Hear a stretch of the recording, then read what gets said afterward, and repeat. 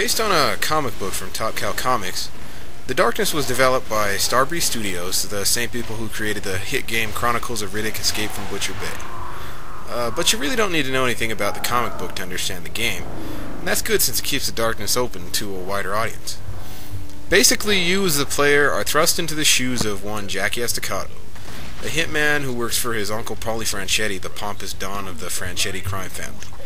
And at some point, a deal goes wrong, so Paulie decides to cut his losses and kill Jackie. Of course, this fails, so the game kicks off as Jackie and his uncle's lackeys begin showdown after showdown of twitchy gunfights. After the first level, Jackie discovers that he has this dark force hidden within him called the Darkness that gives him supernatural power, and so he heads off into the rest of the game.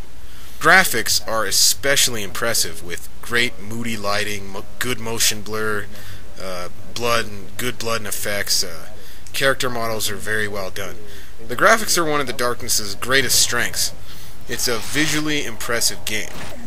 Gameplay-wise, the Darkness feels a lot like Riddick, just with no melee button. And the Darkness itself just isn't quite as good a game for its time as Riddick was. You have a small selection of firearms to choose from. The shooting aspect of the game is very twitchy. It's almost primitive, but overall it works well, and it's not too hard to pick up on if you're new to shooting games.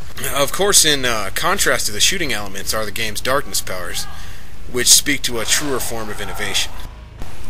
The darkness powers only work in the dark, so a major gameplay element is that of shooting out lights to stay in the dark. It's a unique concept, and like I said, the darkness powers add true innovation to a game that at first seems like a recycled Riddick. That being said, though, I found it becoming quite tedious after 5 hours of gameplay, still walking around shooting out lights so I can use my darkness powers effectively. So it's a cool concept, but it gets a little monotonous towards the end of the game. So that's my only complaint there. There's 4 darkness powers. The demon arm is sort of a whip-like tentacle you can use to stab enemies or knock out lights. The black hole is pretty self-explanatory. The darkness guns are guns that use darkness power in case you ever run out of ammo with your real guns. And the first power you get is the creeping dark, which is a little snake you control and you use to crawl into hard-to-reach spots. You can even use the creeping to clear out an entire room of enemies without ever firing a shot. You can also summon various darklings to help you fight enemies, and occasionally you're required to do so in order to progress through a level. So there's a Darkling, Berserker, Gunner, Kamikazes, and then there's Light Killers. Darklings aren't too smart, the AI is pretty bad, but they do redeem themselves by serving as a comic relief element. Essentially, the gameplay stays the same from start to finish. Aside from gaining new darkness powers and a few rail shooting sequences, nothing in the gameplay really changes. You're always fighting the same sorts of enemies, the bad guys don't get more difficult as the game progresses, and speaking of enemies, the AI isn't all that good. Most of the thugs you take down just run around like dummies and don't have very good decision-making skills. Normally, bad AI is a factor that could just as easily ruin a game, but for the darkness it surprisingly works well. Like I said, most games have the enemies, get more difficult as the game goes on.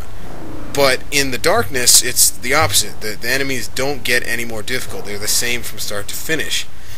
But, however, after leveling up your darkness powers and gaining new abilities, you as the player do become more dangerous.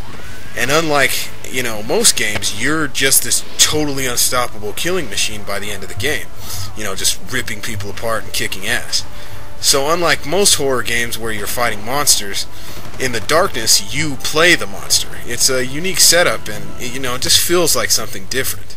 On the other side of the coin, there's the multiplayer modes, which unfortunately feel like they were more of a last-minute, sort of thrown-together, tacked-on decision. I was highly disappointed by the multiplayer aspect of the game. They had a good idea allowing you to shapeshift into a Darkling, but the whole shebang was just executed poorly, and I really wish that they would have spent more time developing the multiplayer, because it could have been something awesome. I really felt it would have actually been better with the multiplayer aspect absent from the final game. That being said, the single-player campaign isn't perfect, but there's a lot of good here, and it really feels like something different than what you played before. there are some very unique gameplay elements, and I think I'd give the whole game a 7 out of 10, which is definitely worth playing. So if you haven't played The Darkness, at least give it a rental. See if you like it and decide for yourself, because there is a lot of good to this game.